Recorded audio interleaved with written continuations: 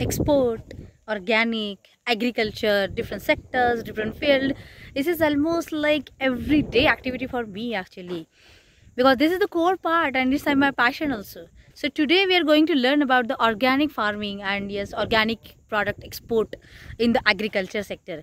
So अभी हम यहाँ पे आए हैं, like ये जो फार्मिंग आपको दिख रहा है, दिस इज़ अबाउट लाइक ये पूरा ऑर्गेनिक फार्म उन्होंने डेवलप किया है। उसमें बहुत सारे प्रोडक्ट्स भी उन्होंने लिए, लाइक अभी जो हमारे पास है, yes you can see here, like brinjal भी है उनके पास, गुआवा का भी उन्होंने फार्मिंग किया है ऑर्गेनिक के सेक्टर में, लाइक बॉटल गार्ड का भी फार्मिंग है एंड ग्रेप्स भी वो करते हैं उसमें, एंड ऐसे बहुत सारी वैरायटीज़ उन्होंने यहाँ पे ली है। So they have explained about this, like organic farming कैसे चलता है, उसके लिए क्या क्या प्रिकॉशंस लेने पड़ते हैं, उसका फ्यूचर क्या है, स्कोप क्या है, ऐसी बहुत सारी बातें हैं।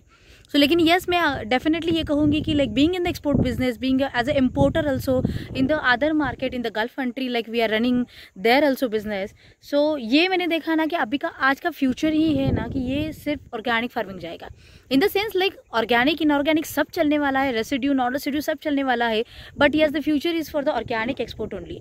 वाई? क्योंकि बहुत सारे लोगों को अभी वो अवेयरनेस हो रहा है कि इतने सारे फर्टिलाइजर्स खा के हेल्थ पे क्या अफेक्ट होता है। So people are moving towards that era कि हम ऑर्गेनिक का अगर कंज्यूम करें तो yes health can be saved.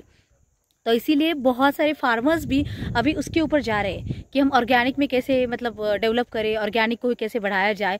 And अगर मैं सच में एक्सपोर्ट मार्केट के बारे में कहूँ कि वहाँ पे जो भी हमने देखा एक्सपोर्ट के पर्पज़ में, तो वहाँ पर भी यही था ना कि लाइक ऑर्गेनिक को ज़्यादा डिमांड होती है। दूसरी चीज़ एग्री में बहुत सारे लोगों को लगता है ना कि फ्लक्चुएशंस प्राइस चलते हैं, कमीशन बेस चलता है।